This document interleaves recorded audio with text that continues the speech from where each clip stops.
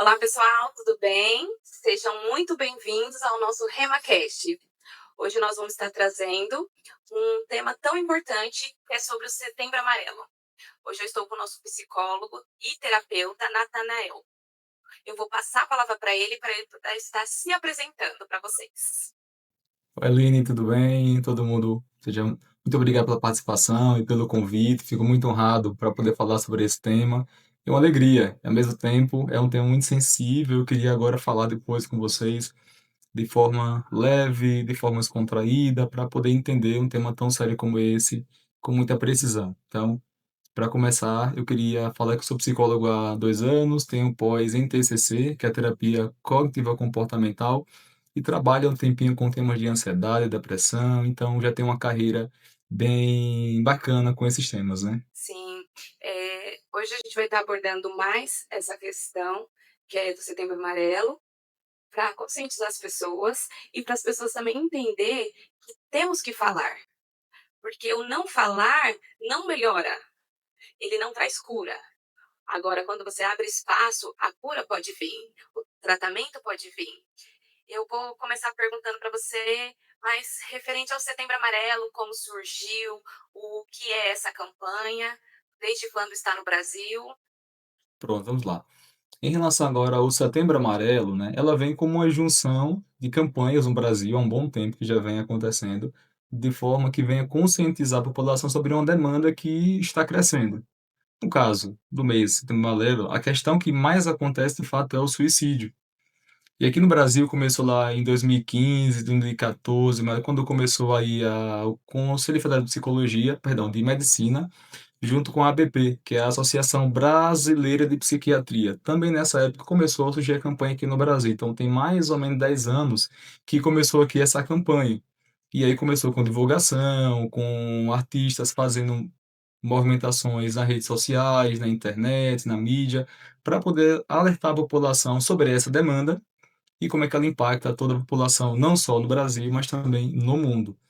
Mas ela não começou no Brasil só agora, ela vem no mundo já acontecendo. Ela surgiu em 94, né, quando um jovem de 17 anos, né, chamado Mike, ele cometeu o suicídio. E desde então, nos Estados Unidos, fizeram um mês de conscientização naquela época, inclusive em setembro, e desde então fizeram naquela época campanhas, artigos, publicações, e o Brasil só veio aderir à campanha agora em 2015, 2014. Então, ela começou em 94 nos Estados Unidos, após esse jovem cometer o suicídio, e só agora no Brasil, 10 anos atrás, ela começou de fato a ser implementada. É triste, é um assunto, como você começou falando, extremamente delicado.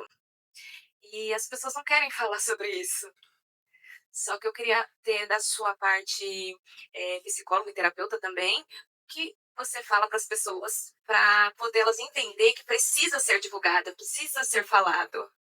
Pronto. Eu queria pegar um gancho aqui, Lin, para falar sobre a gravidade do tema, a princípio. Sim, Por mais que ela só começou no Brasil em 2015, o suicídio não começou no Brasil só em 2015. As pessoas se matavam mesmo antes de 2015, antes mesmo da campanha, isso é uma realidade. E só um sim. dado importante, né? Segundo os dados da própria OMS, né, estimativa-se que há no Brasil e no mundo mais ou menos 800 mortes anuais por suicídio no mundo todo, certo? E isso dá em média que a cada 40 segundos alguém comete suicídio no mundo, no mundo. A média no Brasil é mais ou menos de 34 a 38 pessoas em média por dia, só no Brasil. Então, um detalhe importante, né? Mesmo antes da pandemia, nós já tínhamos uma pandemia, não só de coronavírus, foi em 2020, mas mesmo antes de suicídio. Então, esse é um ponto. A gente já vivia uma pandemia antes mesmo que vivemos 2020, né? Que todo mundo acha que por ver uma doença, a gente consegue catalogar, falar que é uma pandemia, mas mesmo antes disso já havia uma pandemia de suicídio, que era mascarada, que era ocultada, que ninguém falava sobre esse assunto. Então, imagine só, no mundo, quase 1 milhão de pessoas morrem anualmente só por suicídio. Isso é muito grave, isso é uma pandemia de fato, né? E se isso não for uma pandemia ainda hoje, o que é de fato isso? De fato, é uma questão muito complicada, muito séria, inclusive, muito urgente, que demanda pautas, debates, diálogos, conversas e um tratamento assertivo para melhorar cada paciente nesse progresso que é de fato, o suicídio ele pode ser trabalhado e ter um progresso se bem manejado. Claro que depende do contexto, da ocasião, isso vai ser também desenvolvido com cada paciente, mas repito, nós já tínhamos no mundo uma pandemia por suicídio, que era totalmente abafada, que não era falada, não era comentada e agora está sendo exposta, certo? Eu repito, Sim, a cada 40 segundos uma pessoa se mata no mundo. E a depender do tempo que nós temos de podcast aqui, até o final do podcast, várias pessoas no mundo já tiveram sua vida ceifadas. meu Deus, é muita coisa. A gente às vezes não tem noção, né, não sabe e não vê que isso é um assunto extremamente importante que precisa ser tratado. E pessoas, às vezes, do seu lado está sofrendo e a gente não consegue ver. E aí, pegando já também o gancho, Uhum. como que a gente consegue identificar ou, verificar, como que a gente sabe para poder ajudar? Eu vou fazer uma outra parte por enquanto, né? Além de identificar o sintoma do suicídio, a gente tem que saber o que está por trás dele, sabe? Eu vou pegar esse gancho aqui, Aline. A gente entende que em 90% dos casos onde há de fato a concretização do suicídio, 90% das pessoas tiveram um diagnóstico em psicologia, em psiquiatria, ou seja, um transtorno mental. Então, 90% das pessoas que de fato se matam tinham um transtorno mental. E esse é um agravante. O transtorno mental ele pode desencadear e favorecer e influenciar a ideação e a tentativa e a consumação suicida. E aí, se eu falar em transtorno mental, temos o mais comum, nesse caso, que mais favorece, que é a depressão. Nós temos a ansiedade, né, o transtorno de ansiedade generalizado, temos a esquizofrenia, temos transtorno bipolar, temos alguns transtornos por uso de substância, podem influenciar também a pessoa a cometer o ato suicida. Por quê? O transtorno mental, ele é quase que uma condição que influencia, em vários casos, a tentativa e a ideação suicida. Ou seja, pessoas que têm transtorno mental têm uma grande chance de cometer ou ter ideação suicida. E aí, se falar especialmente agora em sinais e comportamentos, sintomas, né, podemos pegar o seguinte: a depressão, que é mais comum, certo? Eu vou pegar ela, que é mais comentada, e geralmente é por onde o paciente começa a ter o sintoma da depressão que leva ao suicídio. O suicídio nunca ele acontece por algo espontâneo. Nunca ele vai acontecer assim. Nada acontecer, a pessoa acordou amanhã e for falar, vou matar. Não acontece isso. Ninguém se mata do dia para a noite. Ninguém comete um suicídio de forma esporádica, sem ter um contexto por trás. Todas as pessoas que de fato cometeram suicídio tiveram um contexto relacionado. E as pessoas que se matam, não matam por uma causa, não matam por uma ideologia, não se matam por uma questão, não se matam por ser reconhecidos ou reconhecidas, se matam por sofrimento. Esse é o ponto. Ninguém vai se matar por uma causa, para ser um mártir, para ser lembrado por alguma questão. As pessoas se matam por sofrimento, por dor, por angústia, por tristeza, por apatia, por desesperança. E esse é o ponto central quando falamos em suicídio. As pessoas que vão se matar, elas têm bem definido as causas que levaram elas a cometer esse ato. Isso é muito triste, porque as pessoas vão com razões, com propósito, com metas e que com o suicídio vão encontrar resposta para a sua dor. E tornam o suicídio uma opção, sendo que nunca vai ser uma opção o suicídio, mas ela encontra ali uma resposta para o seu sofrimento.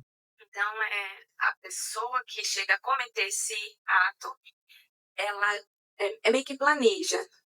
Ela vai vivendo, não é tipo, acordei, que nem você falou, e vou me matar, decidi hoje. É alguma coisa que vai acontecendo diariamente, semanalmente, mensalmente, até que chega ao fato dela concretizar. Sim, sim, sim. Só que tem um detalhe, certo? Hã, Existem 2 tipos de suicídio: o suicídio planejado e o suicídio impulsivo. No suicídio planejado, essa pessoa tem uma tendência a planejar com antecedência. Ele já vem há muito tempo sofrendo com algum tipo de adoecimento mental.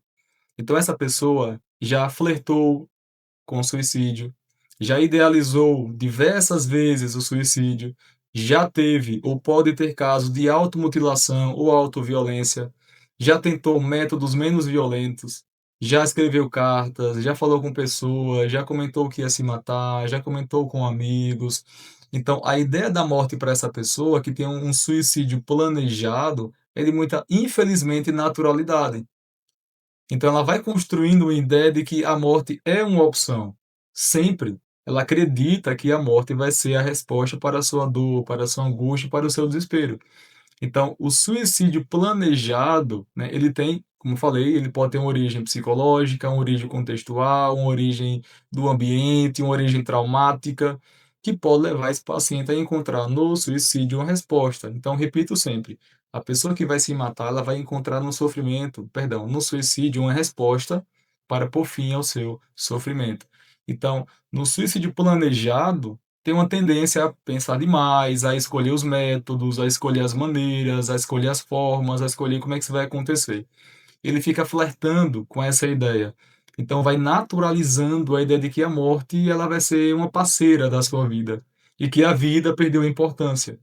No suicídio impulsivo, ele é mais diferente. Essa pessoa geralmente nunca teve contato com a ideação suicida, ela passa por um momento de grande ansiedade, de grande estresse crônico e pode ter pensamentos intrusivos que podem levar essa pessoa a ter um pensamento de morte. Só que, quando acontece um pensamento, né, um suicídio impulsivo, pode ser por um estresse muito forte, pode ser por uma frustração, por um acontecimento muito estressor que não tinha antecipadamente sinais, sintomas para essa pessoa. Pegamos o seguinte cenário: uma pessoa que, de forma esporádica, de forma rápida, perdeu o emprego dos sonhos.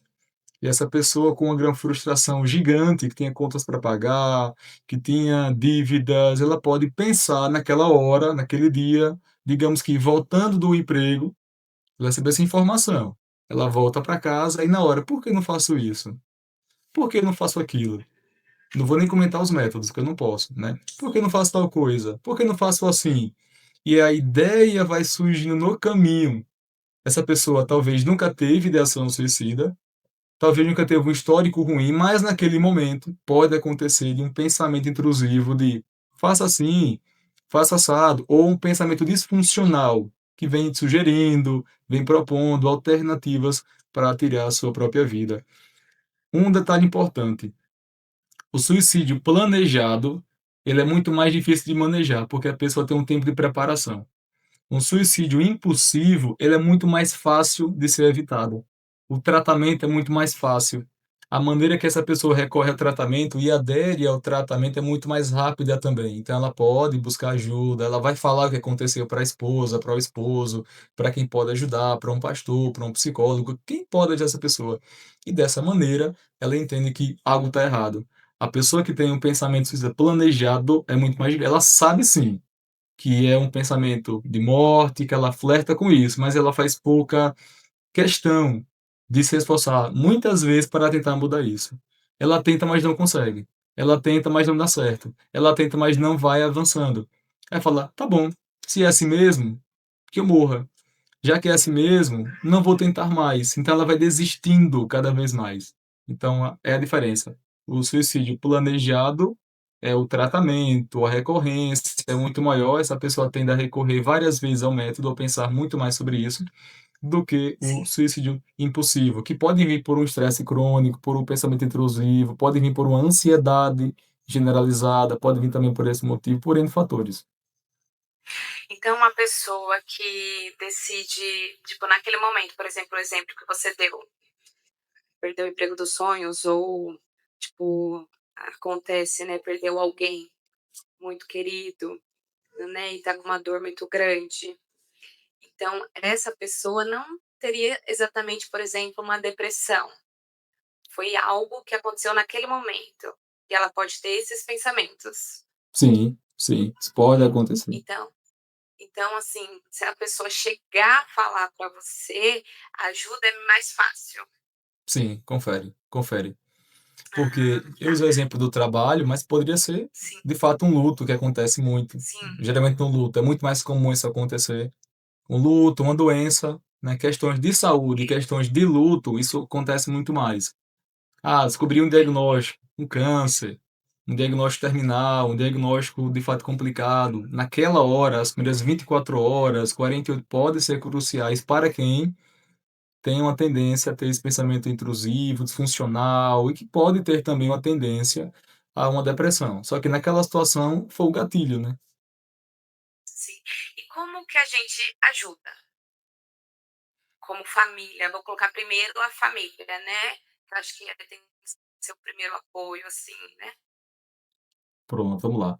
Em relação agora ao tratamento ou à ajuda dessa pessoa, como eu falei, é bom saber sempre se essa pessoa tem algum tipo de comorbidade, um tratamento já feito anteriormente, se usa medicação ou não, qual o contexto que essa pessoa está, qual o meio que essa pessoa se encontra. E só fazer uma retrospectiva aqui, o suicídio ele não tem uma causa específica, a gente não sabe a natureza causal, né, o que causou, o que levou essa pessoa a cometer o suicídio. Não existe uma tabelinha, não tem uma tabelinha de bingo, a pessoa vai lá e cumpriu a tabelinha, foi por esse motivo. Talvez nunca encontremos de fato a causa que essa pessoa teve, a tendência que essa pessoa teve, os motivos que levaram essa pessoa a de fato cometer o suicídio. Nós temos sempre um contexto que vai ser de fato crucial para essa pessoa. Nós temos a questão biológica que pode influenciar essa pessoa. Nós temos a questão de diagnóstico que pode influenciar essa pessoa. Então, só para entender, o suicídio, ele não pode ser entendido como apenas uma única causa. É a soma disso tudo que vai resultar no adoecimento, que vai resultar na tentativa ou no pensamento, que vai de fato resultar no próprio ato.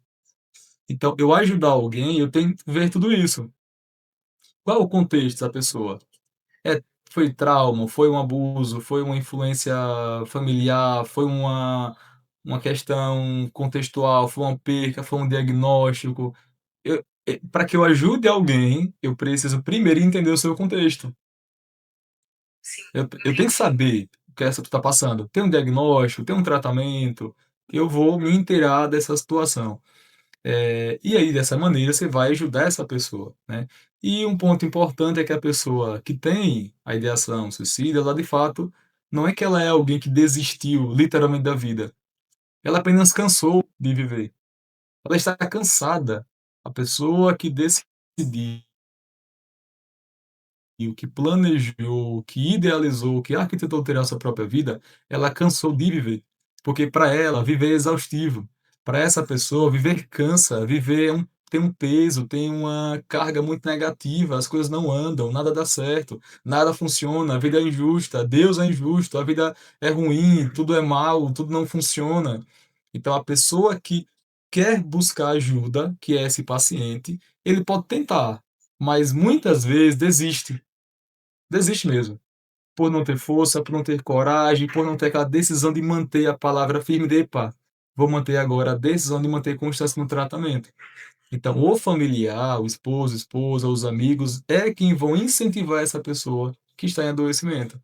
Imagina alguém que está com a perna quebrada, eu não vou pedir que essa pessoa corra 100 metros. "Ah não, corra porque quebrou", né, eu não peço. Agora por que eu peço para alguém com depressão falar bem assim: "Acorde, tá tudo bem, olha a vida acontecendo, né, vá acordar amanhã, venha se alimentar, venha tomar um café, pare de coisa, pare de frescura". Por que então alguém que quebrou uma perna, eu não peço que ela corra 100 metros, mas eu peço para alguém com depressão acordar, parar de frescura, acreditar em Deus, não que não seja importante, é de fato nesse ponto que pode ajudar, mas eu falo que ela por si mesma consegue, não consegue. A pessoa com depressão por si mesma não consegue mover um dedo, uma palha, 1 metro da sua vida, porque ela não tem estrutura para isso. Ela está doente. E aí, nesse caso, quem está ao seu redor vai poder ajudá-lo ou ajudá-la, né? Então, acho que uma das falas que não devemos fazer é: "Tem frescura", isso não ajuda em nada, Sim, sim, realmente sim. né. E eu acredito que temos que buscar ajuda de pessoas especializadas para isso, porque às vezes a gente acha que sabemos tudo, mas a ajuda, especializada, ela tem conhecimentos que nós não temos. Nós cremos em Deus, nós sabemos que Ele pode todas as coisas, mas Ele deixou a ciência aí, Sim. capacitou pessoas para tratar outras pessoas. Isso não é errado. Um ponto importante, e concordo com sua observação, Aline, é que as pessoas acabam menosprezando todo o tratamento de saúde mental, porque nós não conseguimos ver. E eu acho que esse é um ponto importante. A humanidade ela cresceu guiada pelos seus instintos, né? Pelos sentidos. Sim. Aquele que ele consegue ouvir, aquele que ele consegue ver, aquele que ele consegue sentir, o que consegue ter um paladar degustativo e pode também ter esse olfato. Então, quando eu não consigo ter os meus sentidos respondidos, não consigo ver a doença, não consigo tocar na doença, não consigo sentir a doença não tem gosto, não tem sabor, não tem cheiro. Eu não consigo imaginar a depressão, não tem uma estrutura que me mostre uma depressão. Alguém quebrou uma perna, eu vejo um osso quebrado, eu vejo um músculo cortado, eu vejo os pontos. Alguém arrancou um dente, eu vejo a cicatriz. Alguém está com câncer, eu vejo lá o tumor, eu consigo ver isso. Alguém está com uma doença de pele, eu consigo ver a doença de pele. E com a doença mental, nós não conseguimos ver a doença, eu consigo ver o que? O sintoma da doença. E é por Ah, essa razão que as pessoas julgam, porque eu não consigo enxergar a causa, muitas vezes, eu não consigo enxergar a doença em si, mas eu vejo, óbvio, o sintoma dessa doença. E aí vai julgar, vai projetar, vai duvidar, vai questionar, vai propor alternativas que não são eficazes, não científicas, não tratáveis, né? E aí, aquela coisa, muito ajuda quem não atrapalha. Se não tem o que falar para é essa isso. pessoa, não fale. Não tem o que comentar para essa pessoa, não comente, né, indica um psicólogo bacana, indique alguém que você pode conversar, né, então, não tenho nada para falar com essa pessoa. Você pode fazer, retirar a sua presença, não falar nada e deixar que alguém capacitado possa também ajudar essa pessoa. Então, é essa questão também, né? As pessoas acabam julgando, como você falou, acaba falando coisas que magoam e às vezes até fere as pessoas. E aí, em vez de ajudar a pessoa, acaba empurrando a pessoa um pouco mais, mas é sem intenção, né? Então, realmente, se você não sabe como ajudar, fala para a pessoa procurar uma pessoa especializada. Você não precisa querer saber tudo. Você precisa indicar um bom caminho para a pessoa. Porque às vezes você indicando uma pessoa preparada para aquilo, a pessoa vai conseguir se tratar, a pessoa vai conseguir melhorar.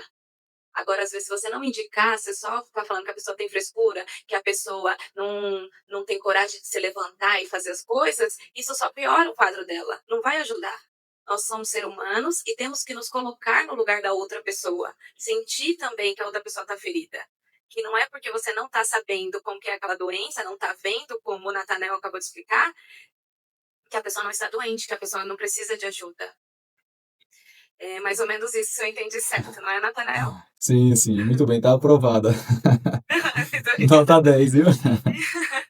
É, na minha família, sim, o Nathanael é conhecido da gente, graças a Deus pela vida dele. Ele trata do meu filho em questões de ansiedade. E só abrindo um parênteses aqui, no começo eu não tinha noção. Eu achava também, falava, acho que é só uma fase, é frescura. Até eu entender e ver ele tendo uma crise de ansiedade. E aí eu me coloquei e falei, não é brincadeira. Aí naquele momento eu fiquei com vergonha por ter achado isso e fui procurar profissionais para poder me ajudar, porque eu não conseguia. E não é vergonha nenhuma. Você que está próximo dessa pessoa, falar, não consigo, eu não sei, eu preciso de ajuda também. Eu também tirei 10 nessa? Não. Acertou, confere. É um tema difícil, gente, mas que todos nós podemos aprender a ajudar outra pessoa. Boa. E você falou um ponto importante, Aline, em relação à ansiedade, certo? O transtorno de ansiedade generalizada, que é o TAG, né? Ou o transtorno de pânico também tem muita semelhança. Eles são transtornos que também podem levar essa pessoa a ter ideação suicida. Além da depressão, a pessoa com ansiedade generalizada, com ansiedade patológica, tem uma tendência maior a ter pensamentos de morte. Como eu falei, um pensamento intrusivo, né, um pensamento funcional, ele não segue uma lógica. No caso do intrusivo, ele surge de forma esporádica, sem que a pessoa queira, e tem um conteúdo negativo. que vai contra os valores e princípios das pessoas. Isso é um pensamento intrusivo, é um pensamento negativo, ruim, que surge sem que eu queira, sem que eu tenha buscado essa informação e que me propõe alternativas muitas vezes.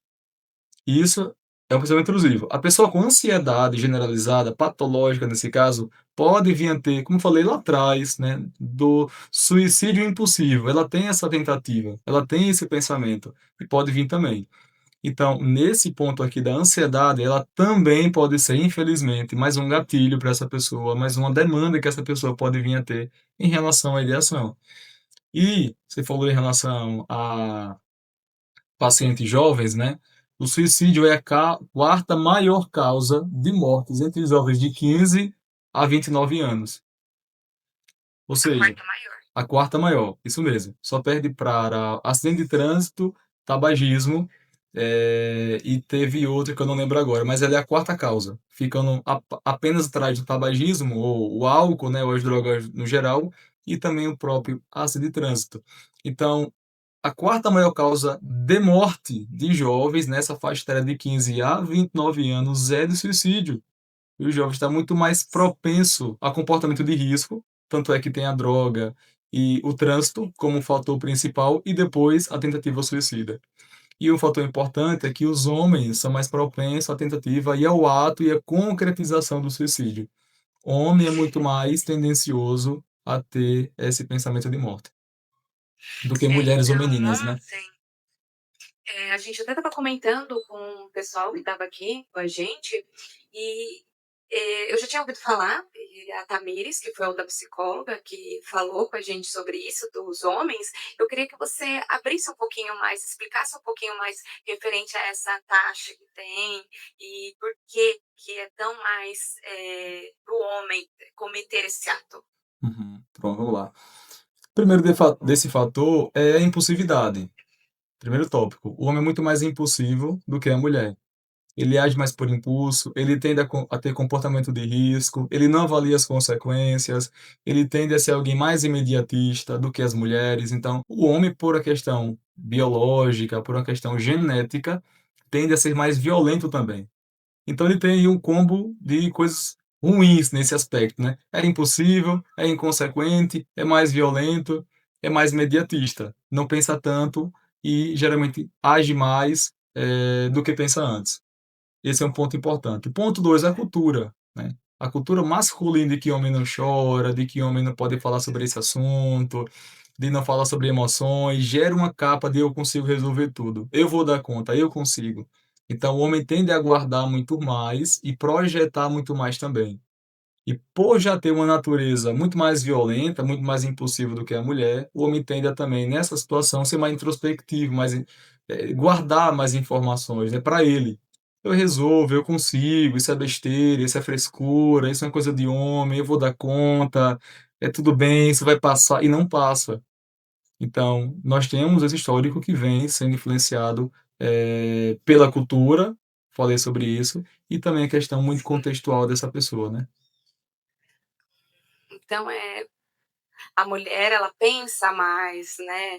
Ela é um pouco mais calma, se a gente for ver assim, ela analisa mais a situação, nesse sentido que é diferente. Sim, e até o método, né? O método que o homem usa é muito mais violento do que a mulher, muitas vezes. Não vou entrar no mérito, né? Mas os Sim, métodos masculinos são muito mais violentos.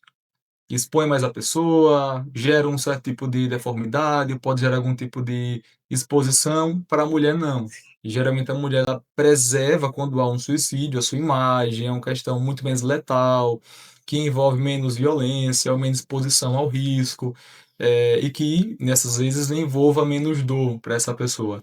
Muitas vezes a causa, a maneira, o método que o homem usa, ele é muito mais agressivo, é muito mais prejudicial, né, a ele no quesito geral. Então, até o método que a gente vê nas pesquisas, nos resultados, que o homem usa é muito mais violento, né? E aí os métodos são entendi. variados, que eu não vou entrar, óbvio, no caso aqui. Não, sim. Então, assim, uma mensagem para os homens que estarão nos ouvindo, adolescentes, idosos, não se prendam. Não fica com medo de falar dos seus medos, das suas dores. Eu sei que às vezes pela criação é difícil, mas vocês precisam falar, vocês precisam colocar para fora. E ele precisa de ajuda, como todo mundo, Sim, né? sim. É, mudando um pouquinho dessa parte, as pessoas, em geral, na igreja, a igreja toda, a gente tem um tabu muito grande para falar sobre suicídio, sobre depressão, sobre ansiedade, sobre essas áreas. Por que na igreja é tão, tipo, difícil de falar sobre esse assunto? A gente vai falar, a pessoa fala, mas vai orar, Uhum. né? Eu não consigo compreender tão bem assim. Você poderia explicar um pouco pelo que você vê, pelo seu trabalho também? Uhum. Pronto, vamos lá. É que a gente acha, né, que a nossa fé nos dá uma imunidade em relação à dor emocional. Não dá. Eu repito isso e falo, como eu falei outras vezes, a nossa fé não nos blinda do sofrimento. A nossa fé não nos protege das amarguras da vida. A nossa fé não nos isenta de passar por sofrimento, angústia, percas, desilusão, desamparo. Não nos protege. A Bíblia não vai nos proteger em relação a tudo que a vida vai nos influenciar e levar até nós. Então, esse é um ponto, né, que os cristãos, eles vão olhar para isso, para alguém que está em sofrimento psicológico, e vai falar bem assim muitas vezes: "Ah, vá orar que passa, vá ler a Bíblia".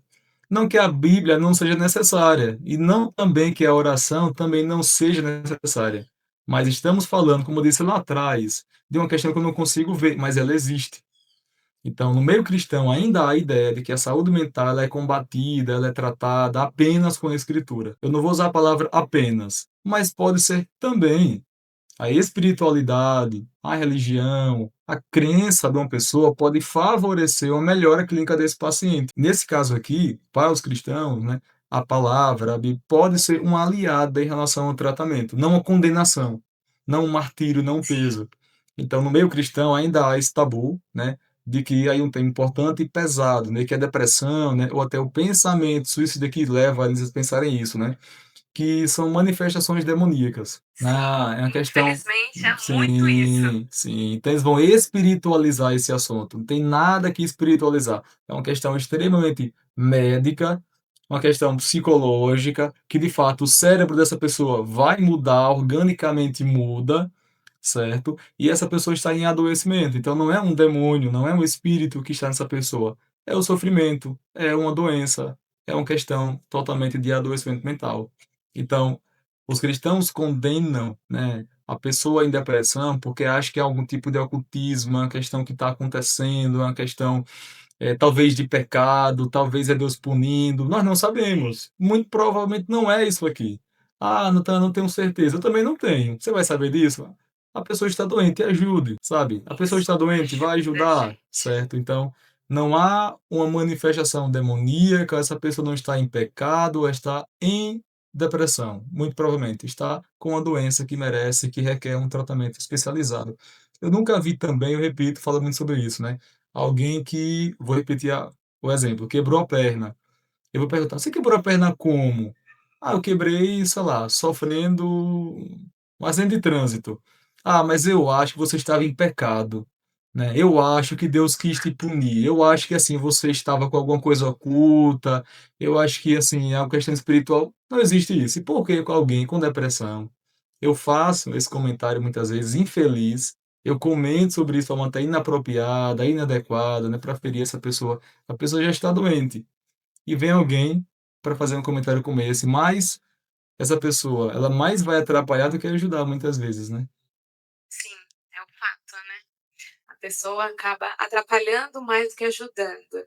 Que nem você falou do caso da perna, mas, por exemplo, uma pessoa que tem problema de coração, ninguém vai chegar nela e falar para ela que ela está em pecado, Uhum. que ela não está orando, que ela está jejuando, que ela não está lendo a Bíblia. Eles vão falar para ela procurar um cardiologista. E porque Sim, quando a pessoa vem com uma dor, um problema emocional, a pessoa não fala procura um psicólogo, procura um terapeuta. Não, fala para a pessoa, acho que você está em pecado. sim. Essa é uma dificuldade que eu percebo, assim, que nós temos muito no meio cristão, infelizmente. E uma das coisas que eu quero trazer para as pessoas também, para eles entender que nem tudo é espiritual. O mundo espiritual existe, nós sabemos, mas as doenças não podem ser ligadas com isso. Você não pode tirar o direito da pessoa de se tratar. Você não pode, tipo, condenar a pessoa. Você não sabe pelo que a pessoa está passando. Se você não consegue ajudar, foi o que nós falamos. Fala com uma pessoa que é capaz de ajudar, principalmente uma pessoa que estudou para aquilo. Porque eu mesmo, muitas vezes, não sei como ajudar. Eu abri aqui a questão que meu filho tem ansiedade e por muitas vezes eu não consegui acalmá-lo, não consegui conversar com ele de uma forma que conseguisse tranquilizar. Isso para mim foi muito ruim, mas eu entendi que eu precisava de ajuda. E aí, num momento, foi que a gente foi procurar ajuda para ele. E hoje em dia, graças a Deus, ele tá muito melhor. Me passa o contato do seu Ele tá cada psicólogo, vez. viu, Aline? Ai, vou passar, ele é muito bom. Ele é muito bom, meu É, psicólogo. quem é o psicólogo do seu filho, hein, Aline? Será que sou eu? Engraçado, ele tem um mesmo que você. Ele chama Léo. Olha Ele é só. muito bom. Graças a Deus. Que bom, que bom. Realmente. Ô, Aline, eu queria só fazer mais um comentário aqui sobre Pode falar. sintomas Por e favor. sinais de alerta, às vezes que a gente possa pular para outra demanda, né, para descer aí para a parte da Bíblia e tal. Como é que eu posso perceber então que alguém está em crise, que alguém está em depressão, que alguém está com a tentativa ou com a ideação suicida, para que eu consiga descer depois, né? É mais fácil assim, eu acho. Então, existe um roteiro, né? Existem alguns sinais, sintomas, comportamento que eu posso ver de alguém, isso pode demonstrar que ela está ou ele está em algum tipo de adoecimento. Então, como é que eu vou identificar alguém com depressão, vamos pegar esse caso aqui, que pode vir a ter ideação suicida? Primeira coisa, se a pessoa é em depressão, vamos falar sobre a depressão. Ela é uma doença, certo? Como as demais que eu falei aqui anteriormente. E a principal característica que essa pessoa tem na depressão é a chamada anedonia, certo? A pessoa vai perder o prazer de fazer coisas que antes eram prazerosas. Ela fica no estado anedônico, apático, frio, distante, insensível para tudo que vem acontecendo. Então, essa pessoa em depressão, ela vai ter zero prazer. Por exemplo, em assistir aquele filme bacana, em estar com a família, em comer aquela comida gostosa, em ouvir aquela boa música, em ir para a igreja, inclusive, em ir para a academia, em ir para o trabalho, porque a pessoa em depressão não quer fazer nada, porque ela está completamente em um estado anedônico, em um estado de apatia, de desvalorização com ela mesma. Então, quando você tem alguém em depressão que começa a perder o prazer em atividades que antes eram prazerosas, epa, sinal de alerta. Porque já classifica alguém que está em depressão e muito provavelmente pode ir piorando. Segunda alteração e segundo sinal principal, né? Alteração de sono. Alguém em depressão, em 100% do caso, tem alteração fisiológica. Ou ela tem um excesso de sono, certo? Ou tem uma insônia. Então, essa pessoa pode ficar com muito sono durante o dia, pode ficar dormindo e acordando, acorda muito tarde, acorda muito sonolento, meio grogue, e passa o dia muito cansado, muito fadigado. Ou essa pessoa pode, que vem como consequência uma fadiga, né, acordar de madrugada e não dormir mais, que é chamada insônia terminal. Acorda lá 2, 3 da manhã, não volta mais a dormir, e aí fica os próximos horários acordado. Essa pessoa pode ficar acordada durante muito tempo, né? Então, insônia é muito mais excessiva. E um outro fator, né, é uma tristeza muito profunda que essa pessoa tem. Junto com a apatia, uma tristeza, um pesar, um desamparo, um desespero, uma angústia psicológica muito forte, que vai evidenciar aí sintomas principais de uma depressão que essa pessoa pode vir a ter. Tem mais? Tem, mas os principais que eu posso observar em alguém é: essa pessoa começou a ter um desprazer, vamos usar assim, essa pessoa começou a ter uma perca de prazer em atividades que antes fazia. Ah, não vai mais para futebol, meu marido começou a ficar só em casa, não começou, perdão, começou a ficar mais isolado, sem falar com ninguém, não quer mais ir para a igreja, não quer mais para futebol, para academia, não quer manter uma boa alimentação, está comendo pouco, está comendo muito brevemente, está falando muito pouco também, está se isolando, sinal de alerta para que você comece a perceber que essa pessoa está muito possivelmente em depressão, e a depressão, como eu falei anteriormente, há uma chance muito grande da depressão vir a desenvolver, vir a levar essa pessoa à ideação suicida. Então, a depressão é uma doença mental também, então ela muda a forma orgânica do paciente. Então, perde energia, perde vontade, perde prazer, perde libido, certo? Perde o ânimo de acordar, perde o ânimo de viver, de correr, de pegar um sol, de fazer uma boa alimentação, de estar com a família, de fazer atividades que antes eram prazerosas.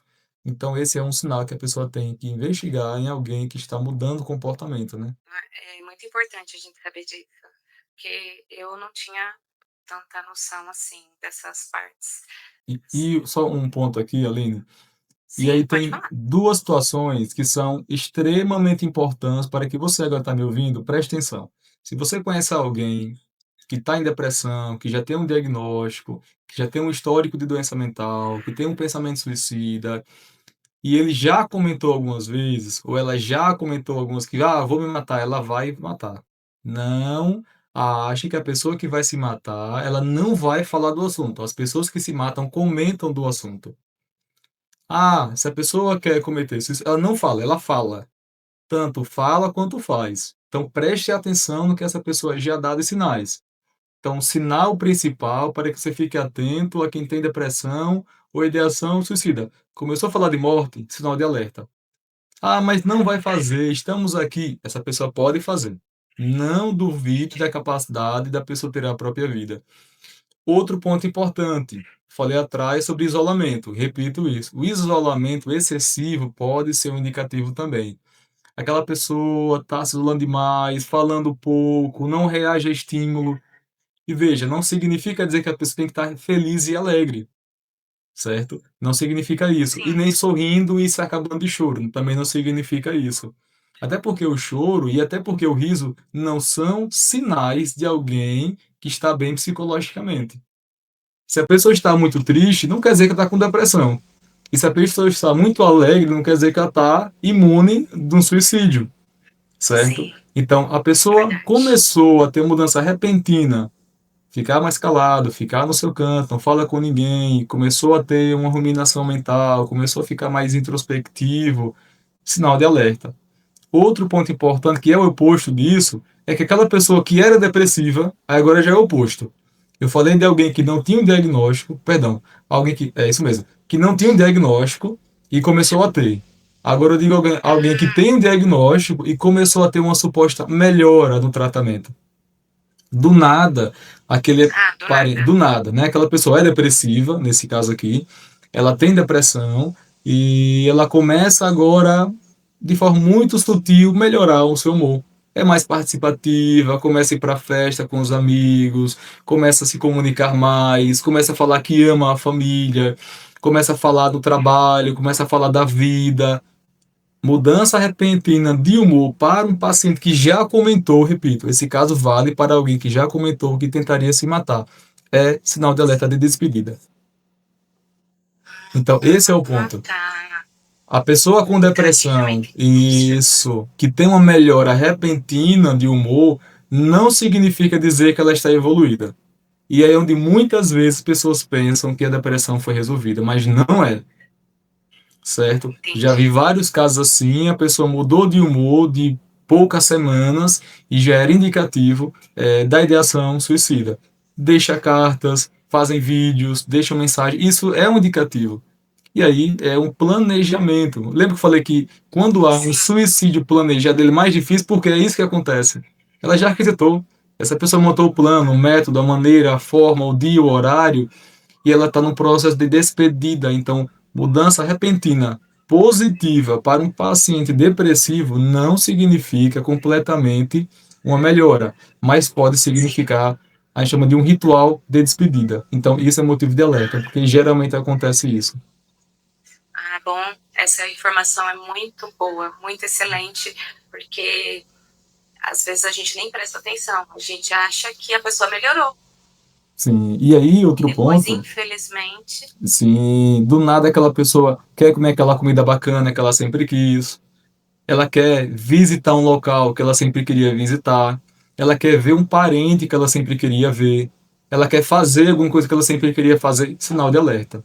Quando você vê entendi. alguém que teve do nada, vou usar entre aspas aqui, essa mudança de humor muito positiva, isso pode ser um indicativo de ritual de despedida. Então, todo ritual de despedida ele envolve sempre momentos de lazer, de família, de extroversão, de brincadeiras. Isso é um indicativo de que essa pessoa pode estar já concretizado com o plano feito, com data, dia, horário, método marcado. Nossa, gente, essa é uma informação extremamente importante para você que convive com uma pessoa que tem depressão e você observou esses sinais que o Natanael comentou agora, explicou, observe, porque pode fazer toda a diferença em da pessoa tirar a vida dela ou não tirar. Isso mesmo. Natanael, eu comentei com você um pouquinho antes da gente entrar, né, na gravação, referente a um senhor que me foi comentado, que era um senhor que tipo, conversava com todo mundo, falava com todo mundo, e do nada, não digo assim do nada porque eu não convivia com ele, mas era uma pessoa que ninguém imaginaria que faria alguma coisa assim. E, infelizmente, a gente teve a notícia que ele se matou. E isso foi chocante para mim, na verdade, foi triste, porque era um senhor que parecia ser feliz, né? Que não tinha um problema, assim, de depressão ou que pensava nesse tipo de coisa.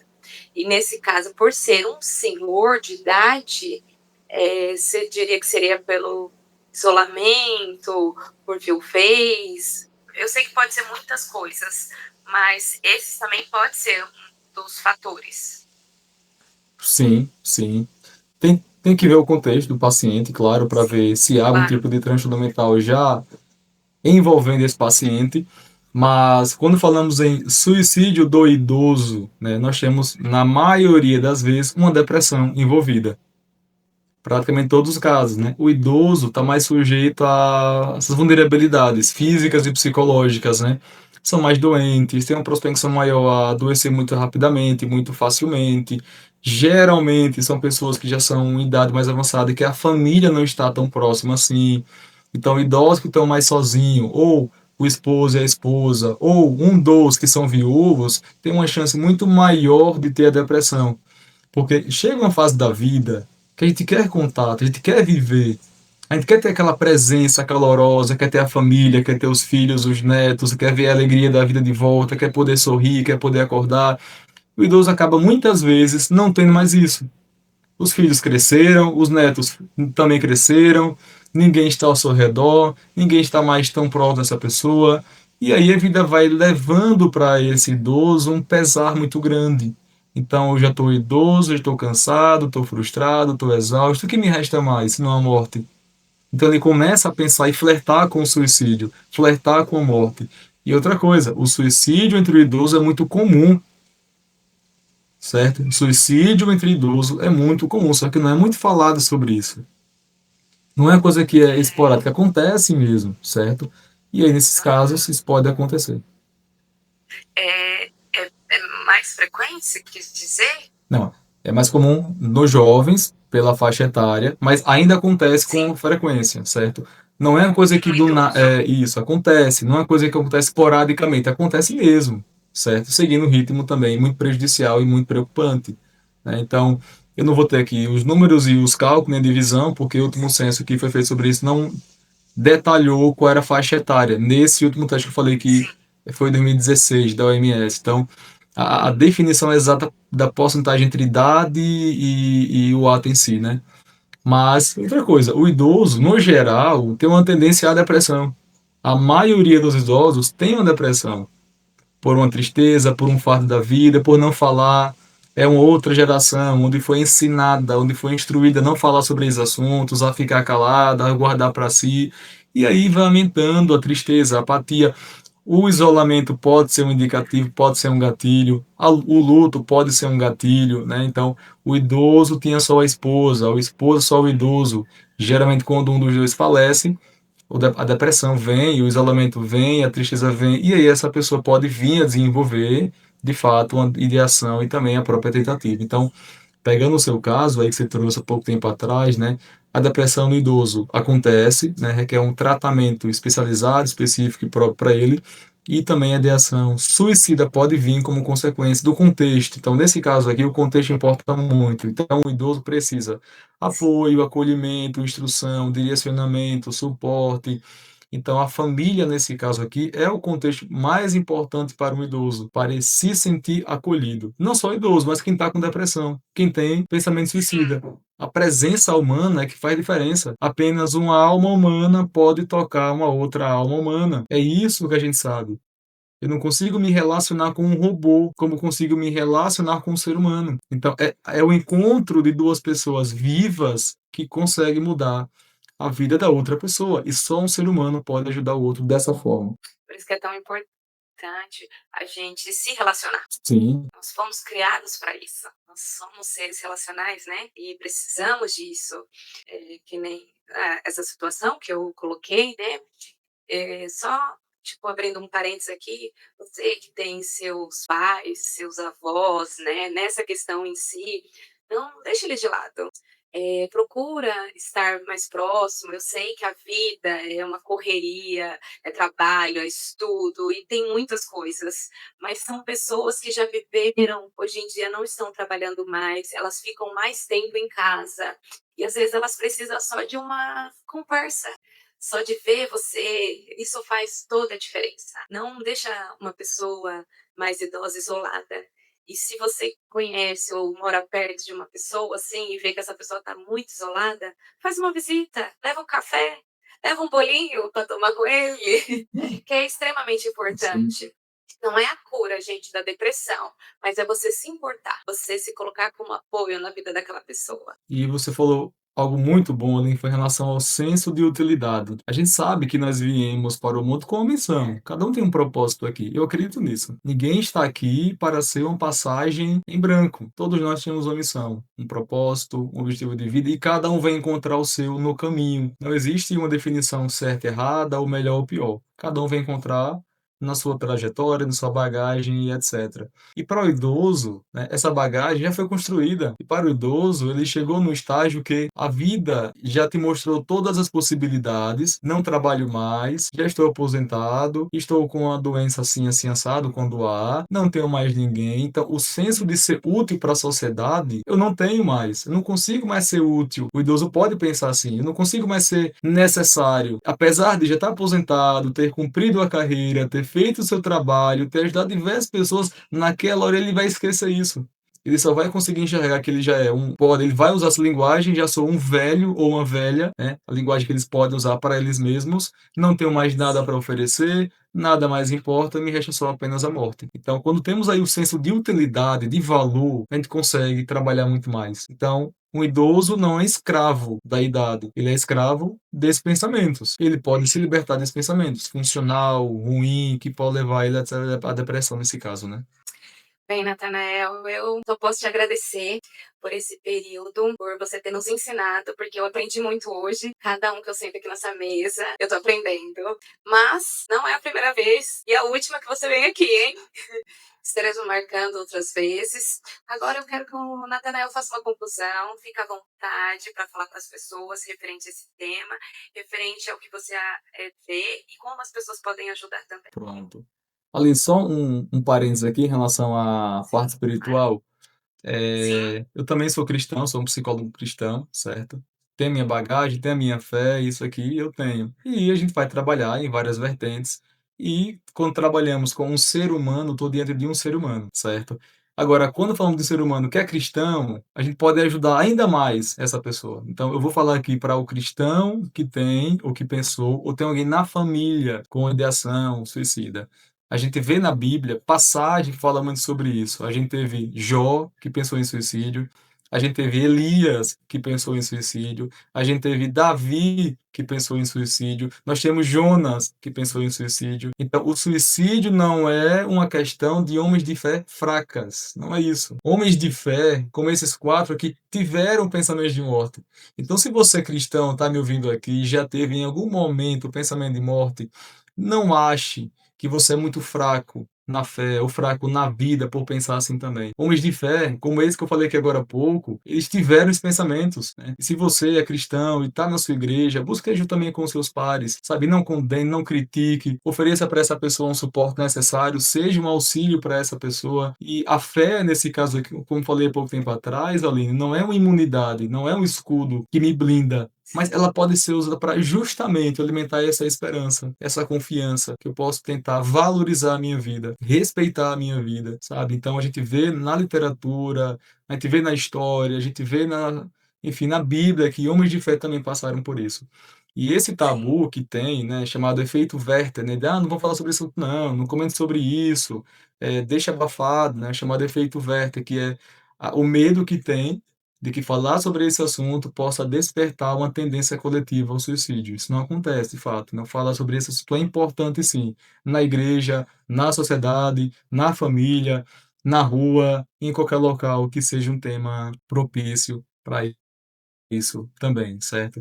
Então, a gente entende, veja, só para contextualizar ali em relação agora à fé, né, a fé nos sim. mostra que mesmo em momentos de dor, essas pessoas que são, né, da Bíblia passaram por isso também. E se você cristão passa por isso, não ache que você está condenado por ter esse pensamento. Peça ajuda, busque tratamento, que pode se resolver, certo? É um pensamento de cunho intrusivo, disfuncional, você pode combater isso com técnicas bem específicas para esse tratamento, e entender também que o sofrimento, né, ele tem para nós uma função didática nas nossas vidas. O próprio Viktor Frankl fala muito sobre isso. E só um detalhe, né, eu já estou ali, né, acabando meu horário, né, já peguei esse gancho aqui, estou acabando, só um Não, instante, viu? pode ficar à vontade.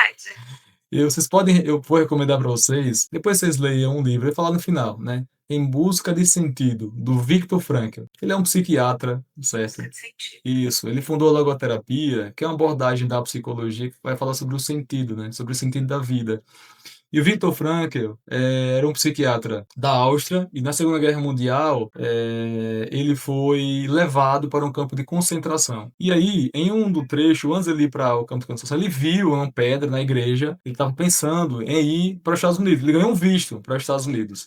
Ele ficou, mas eu vou ou não vou? Tem meus pais aqui, tem minha família, o que é que eu faço? Ele viu essa pedra na igreja, na sinagoga dele, que tinha bem assim, honrar pai e mãe.